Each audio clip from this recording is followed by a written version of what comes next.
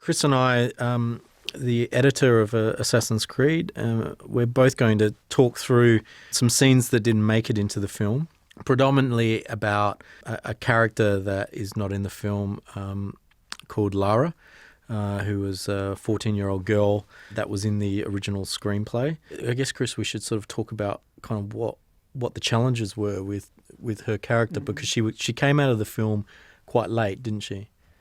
Yeah, well, the business with her was she was a mysterious character that created kind of a shimmer through certain scenes, but didn't really contribute to what was going on in the core of the movie. That was like the kind of the key problem to the character.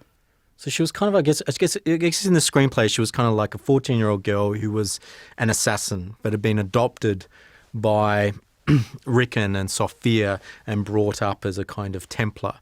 And there was a kind of interesting riff going on throughout the film with this kind of nature versus nurture type idea and theme as to whether you could sort of change an assassin into a Templar and change what's in their blood. And it also offered a kind of relationship that developed between Cal and Lara and her seeing, or feeling more importantly, something in him which reminded her of her past, which she wasn't aware of. So it was actually on the page a really interesting character, and Octavia, the young actress, was really fantastic in it. But we found very early on that somehow it was sort of complicating the relationship between It made it Cal kind of and... murky. It was strange. She was actually, in a way, she was almost too compelling. Yeah. She was so good that she kind of veered things away from the core, and it created a problem. It always Story felt like there was was, another structure film was. there, wasn't there? Yeah, it definitely did. And then people were like, "Oh, is she her little sister or something?" You know, like there were like some there was confusion. It created a little confusion too, which we didn't need. Yeah. So shall we have a look?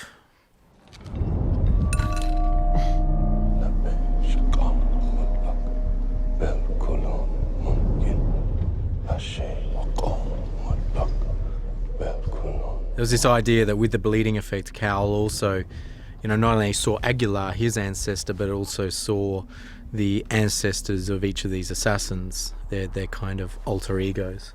It ultimately took away from the draw of Aguilar and what was going on between him, and it just sort of muddied it a bit. Yeah. And our whole purpose was to sort of streamline and strengthen the arc of Michael's character, of Cal. So these were all going to be represented in a similar way in the film as a bleeding effect, so you're going to have that effect on them. But it just seemed, it did seem odd too that, and here's Lara arriving.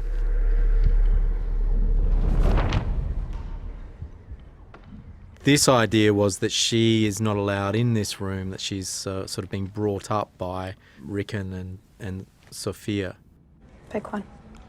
But is kind of attracted and seduced by the energy of Cal. There's something familiar in him that she responds to. Because I think there was an idea too that in the script she was an ancestor of Maria. Yeah, which never quite gelled.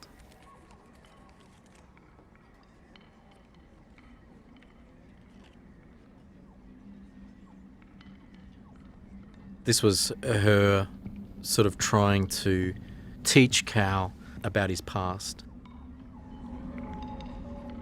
Where did you see that? Suggesting that he's an assassin, and also I think she also suggested that Aguilar was teaching him. Wait. Where did you see that? Hey, what's your name? He's teaching you. What? No! Let her go! My butt! My butt! Let her go! Let me go! No! Let me go! My back! And she had this book, and she was kind of drawing from her memory. She did a lot of sort of drawings throughout the film of the animus and of assassins that had been put into the animus. She had observed them and took in the kind of history of each of those assassins. During the regression. I guess she was like a kind of conduit between the present and the past, a kind of oracle at times. What do you think you're doing? Following orders. She physically had, and as an actress, had the weight and the interest to pull that off. It's really it's a shame that that she didn't make it into the film. This is the one where she comes into Rickon and says, that what the hell are you doing? Because she knew that he brought them in to take her, and then he said that he says, it's dangerous for Laura. She should keep him away from him. And then he says he's going to put him in against her will, which is done in a reshoot scene. Yeah. In Sophia's research room. What is the matter with you? He was attacking Lara. That's not what happened. I'm trying to gain trust here. So I'm not sure I trust your methods. I'm not sure you understand them. You interfered. Again. Lynch is dangerous. He's causing unrest among the other assassins. These assassins are inactive. They're a resource, not a threat. This is my program. I'll run it as I see fit. He goes back in tonight. Another thing is we really needed a place for Sophia to actually be in. That's right. She was kind of anchorless in. That's right. He was this kind of we had this character who was obsessed and passionate about finding the apple of Eden, and sort of was obsessed with history and obsessed with this treasure hunt. Yet we had no room which reflected that passion. Yeah. And here's an example of Lara doing her drawings, and she comes to. In this scene, she came to visit Cal through the window of his cell. I actually really like this scene. It's a lovely scene.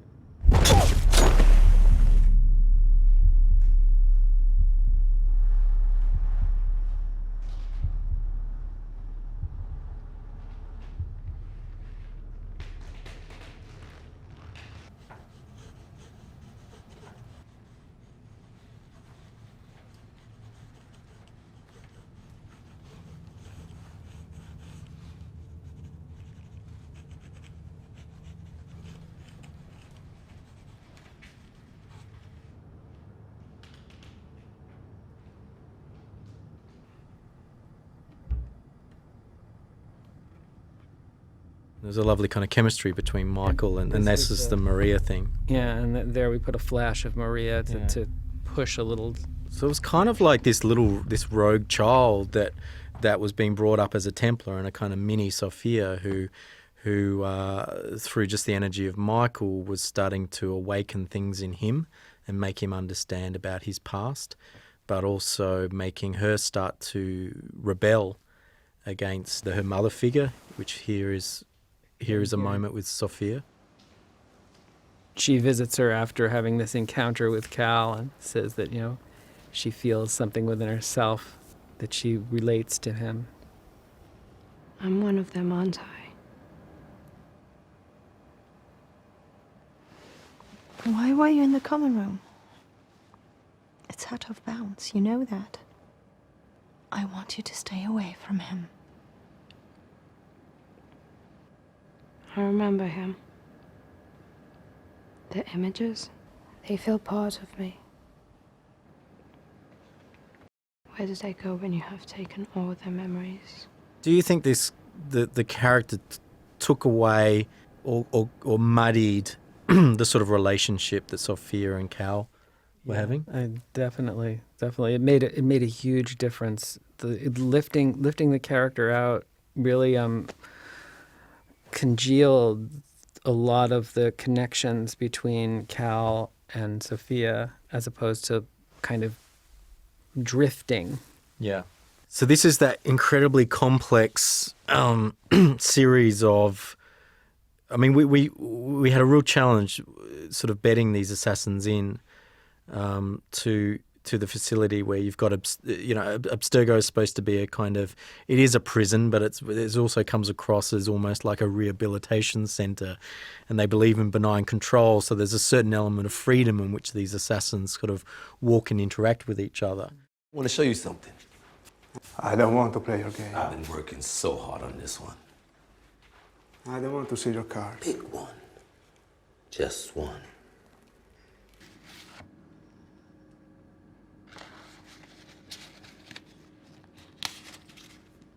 What do we have here? That's the wrong card. Is it?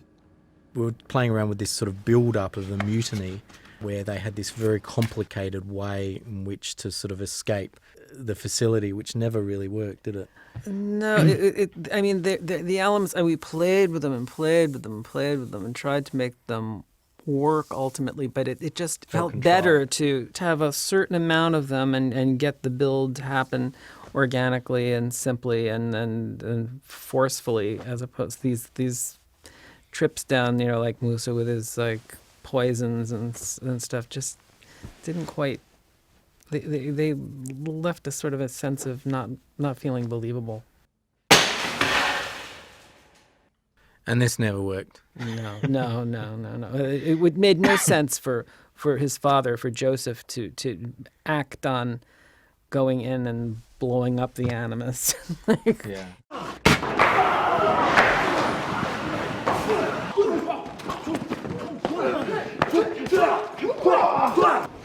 El mentor.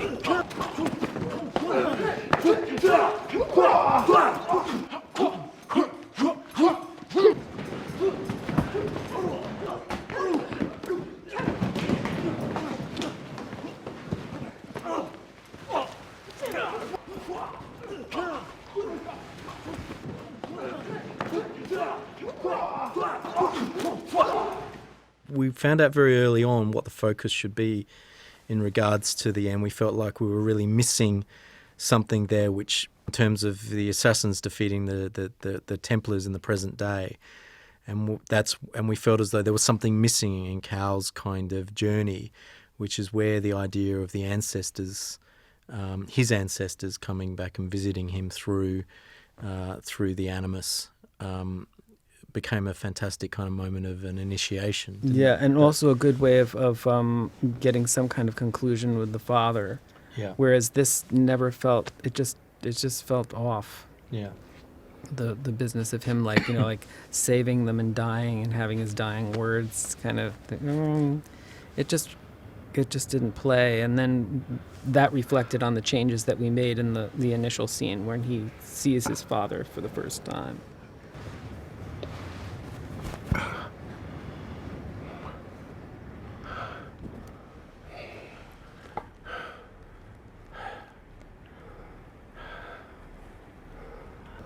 Lives are nothing. All that matters is what we leave behind.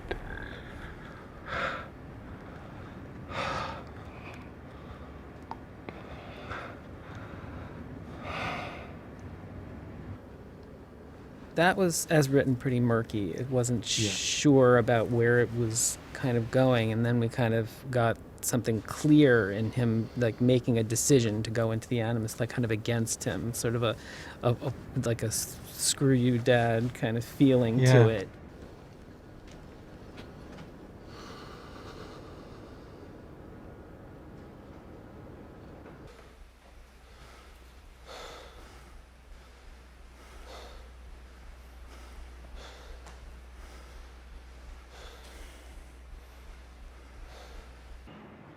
Where other men blindly follow the truth. Remember. Nothing is true. When other men are limited by morality or law, remember. Everything is permitted.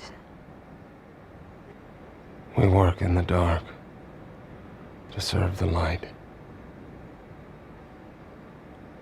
We are assassins. Going into the regression for three times, like what Cal's motivation was. In the first one, he's forced in there. In the second one, you know, it was about him being kind of defiant. And then the third one, it was kind of about him choosing to go in. But we never had those clear beats. That was the challenge as we chipped along along the time of editing. And this was a whole complicated thing where, you know, the initiation sort of came with, you know, all the assassins from the past and the present. I mean, it was just so convoluted and complicated. And what we sort of felt needed to be there was for it to be initiated by his mother. By his mother, a resolution that was never gave, sort of happening. And also gave a kind of a parenthetic thing from the beginning to the end. Yeah. Made it come full circle. Didn't have the energy that we wanted it to have. And, well, what eventually came to be with the, we had the fight escalate with Sophia and Rickon leaving in their helicopter. It just gave it a lot more and then strength. we went extreme here, where we did a whole new ending, which was all the assassins dying apart from Cal. It was the only one left.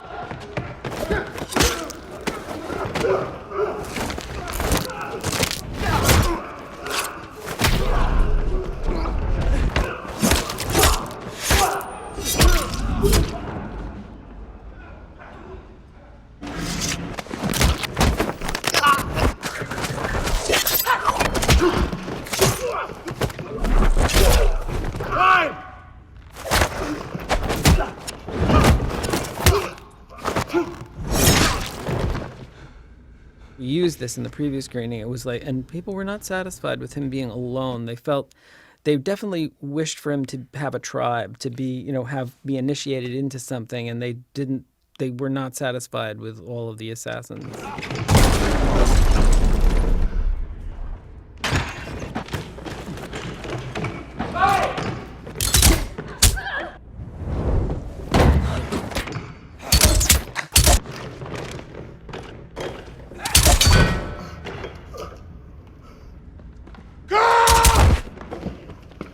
I think beforehand, I definitely thought and believed that there needed to be a resolution with McGowan, but also a kind of cost, you know, in regards to the other assassins, and Michael kind of being a lone wolf at the end that goes to assassinate Rickon. But it was interesting because he really starts off as a lone wolf at the beginning, and you actually wanted to get some sense of him being a leader of some kind of tribe.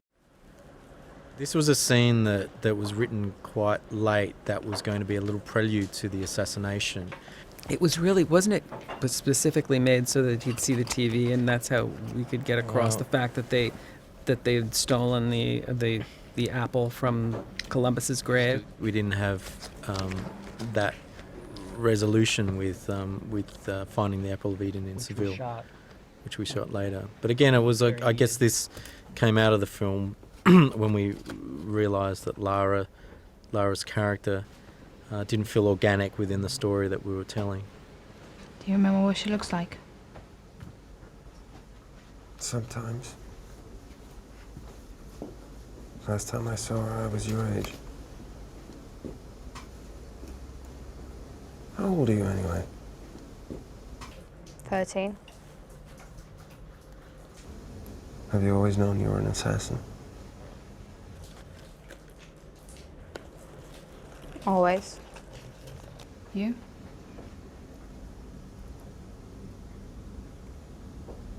No.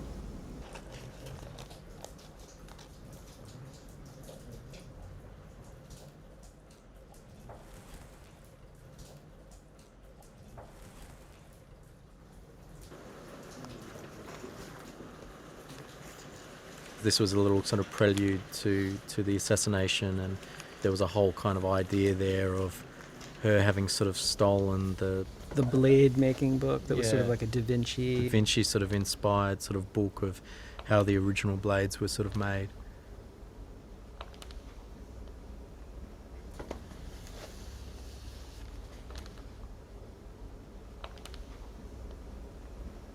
Where did you get this? You stole this? After today, it's not about what we leave behind. It's time to step out of the shadows. As soon as we sort of put it in, we knew straight away that I think even just structurally, it just, the energy just dipped way too much too. And just going into, we needed like kind of a flurry of excitement before we went to this Templar Hall and had the prelude to the assassination. It was too many sort of low energy beats. So there was never any really sort of domestic location in the film. It just felt odd that we were in a place that was frying up chips and hamburgers. It just didn't feel like that was our kind of world either. Never see them in a normal place. Originally, instead of the mother, where the mother does the initiation in the animus, as of the completed film, in this older version, at the very end, he sees his mother across the way from standing on the building in London. Yeah, she was, for a character that was so set up as the sort of motivator of so much within the sort of story in terms of kind of her death. She was very underplayed throughout the rest of the screenplay, and you really felt that fuel. I know. At one point, we had flashes of her in so many places; it was ridiculous. By the time sort of Michael looked at her as a kind of vision at the end, it was kind of too late. Definitely looking at these now, I don't miss. I'm not looking at any of these and sort of thinking. There's not one frame I regret. But it's interesting having a look at, especially that character of Lara. And I think there were too many characters. That's the problem that we had a lot of the time, wasn't it? Is to honour and satisfy each of these characters was almost impossible, and took away from that journey of Cal and Aguilar, which was complicated enough. Yeah. It just felt unfocused. Pick one.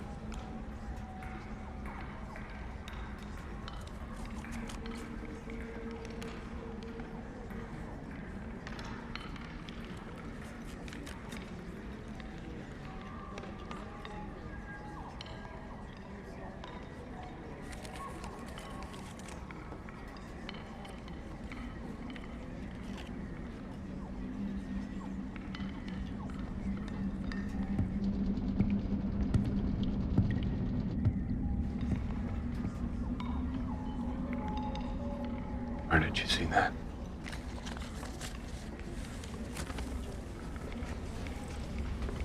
Wait. Where did you see that? Hey, what's your name? He's teaching you. What? No! Let her go! My back! My back! Let her go! Let me go! No! No! Let me go! My back!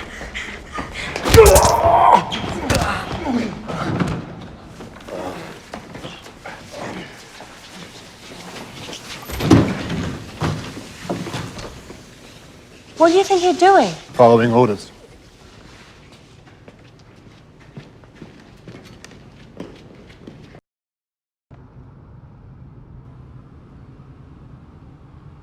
What is the matter with you?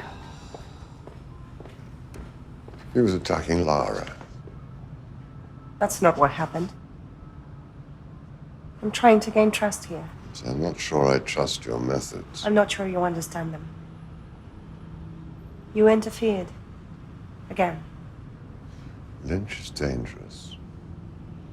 He's causing unrest among the other assassins. These assassins are inactive. They're a resource, not a threat. This is my program. I'll run it as I see fit. He goes back in tonight.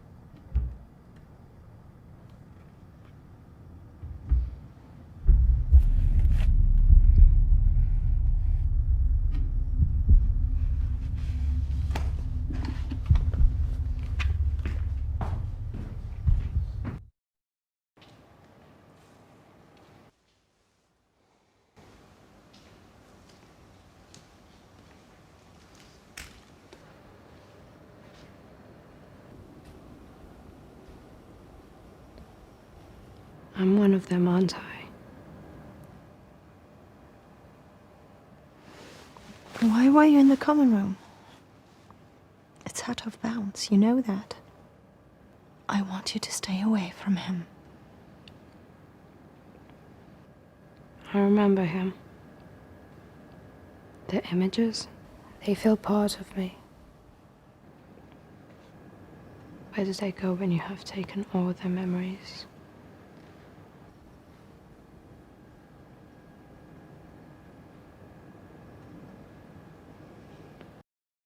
I want to show you something. I don't want to play your game. I've been working so hard on this one. I don't want to see your cards. Pick one. Just one.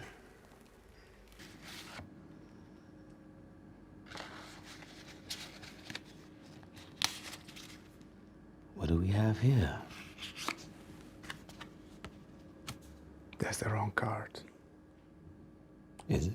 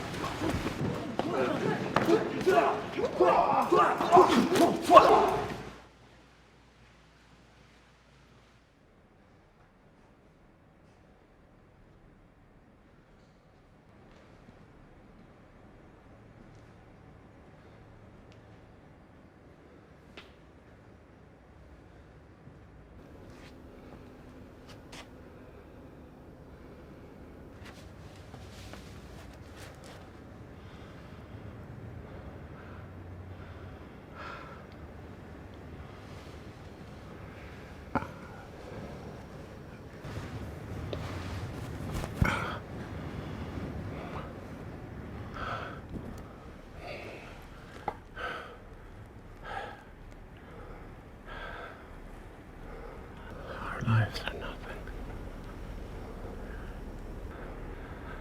All that matters is what we leave behind.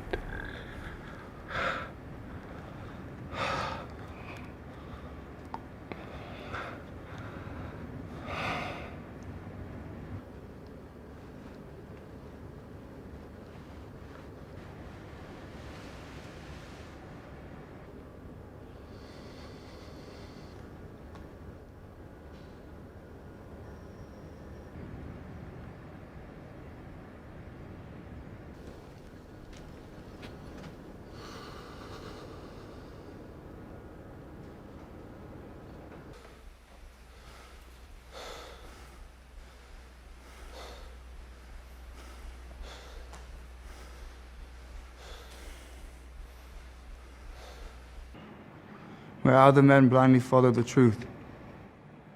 Remember. Nothing is true. When other men are limited by morality or law. Remember. Everything is permitted. We work in the dark to serve the light. We are assassins.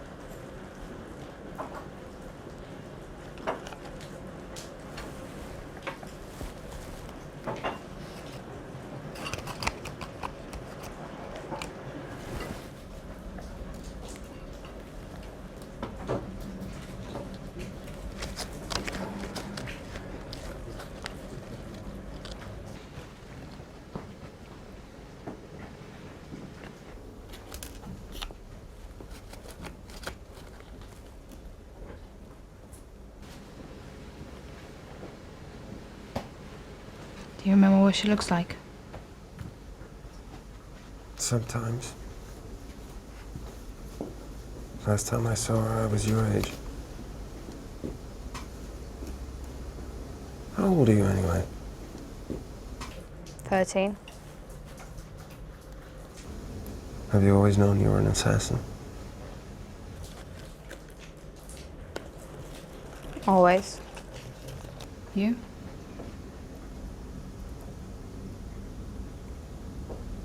No.